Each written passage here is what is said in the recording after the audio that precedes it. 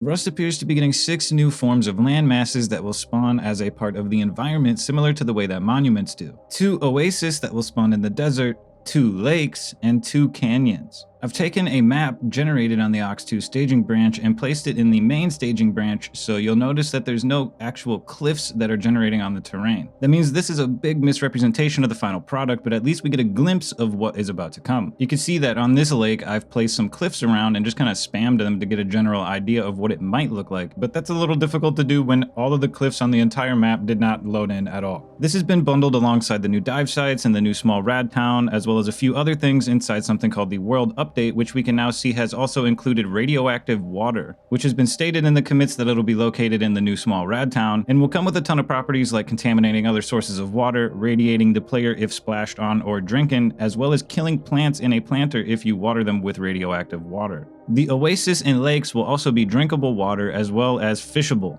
But since the Ox2 staging branch is private, we'll have to wait until all of this merges into the main staging branch to learn more about it. Moving on to some other exciting changes that have been getting worked on this past week, weapon reload animations are getting some dead frames removed, which will hopefully make it feel more snappy and intuitive after exiting a reload animation and attempting to fire your gun immediately.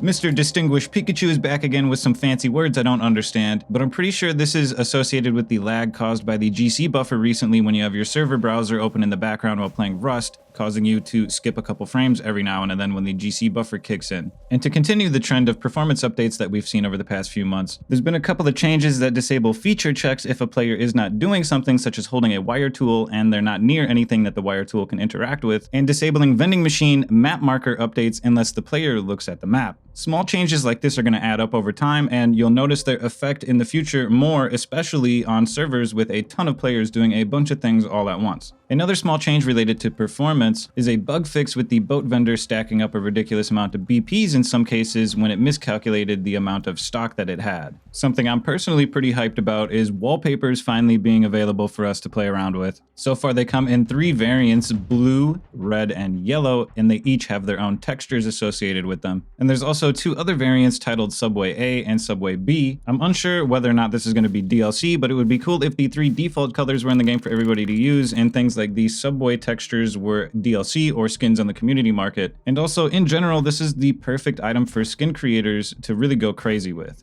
As you can see here, you'll be able to place it over windows and doors, but you will only be able to place it on the soft side of a base. Overall, very excited about this item and curious to see whether or not creators will be able to develop skins for this or if it's going to be a DLC. We've also got another new toy to take a look at, which is the digital clock, and I must say they really hit the head on the nail with the hammer or whatever. It looks really cool. It uses a single unit of power and has a pass-through, meaning that once an alarm goes off, you'll be able to set a predetermined amount of power to go through it to power another circuit, like a system that turns your lights on only at a specific time that you've set. You'll be able to create multiple alarms here. The check mark allows you to mute it. If you uncheck it, you can delete it with the red box. And you've also got a mute option at the bottom with the little audio symbol, and you can slide around the time as well as type in a specific time. There's been some more interesting changes to the progress on the wolf AI, and based on the joint rework that we can see here to all of the other animals, they'll most likely be getting the same treatment in the future.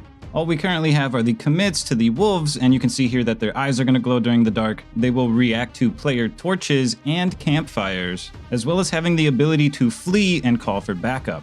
If similar changes apply to all the other animals, including the new ones coming in the future with the jungle biome, it'll make for a much more interesting experience between player and animal. Speaking of the jungle biome, we got some more information about the new blowpipe that's coming, which will give Bones another much needed use case as a dart to be fired out the blowpipe. And there's also this commit about darts slowing players and obscuring their vision, which judging by this commit appears to be something you'll be able to do with tea and the blowpipe, which implies the possibility of shooting new types of teapots out of the blowpipe or using the tea to poison the darts. If you ever happen to fall asleep next to a traveling vendor, you might log back in and notice that it killed you. This should no longer be the case anymore, and the traveling vendor will just ignore anybody sleeping near the road that it's traveling on. A Hack Week project from 6 months ago just popped its head back up, and that is the Tier 2 cooking system, which includes a pot that players will be able to place on a campfire to cook 13 variations of meals, but no changes on previous progress have currently been made besides merging the main staging branch into it to get everything working. So it looks like this might be something that we'll see by the end of this year or maybe sometime next year.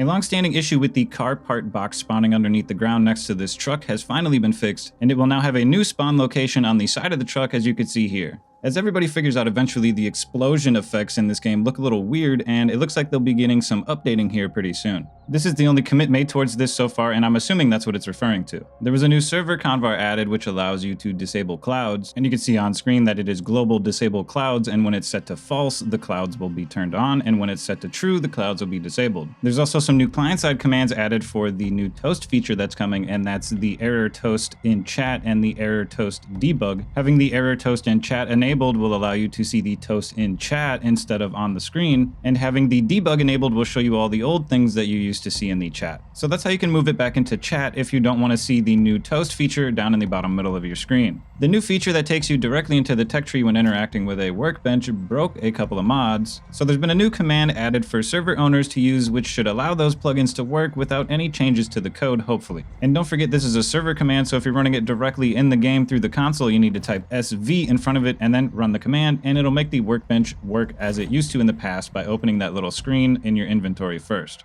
And that's all I got for you guys today. Leave a like if you enjoyed the video, leave a dislike if you didn't, and I'll catch you in the next one.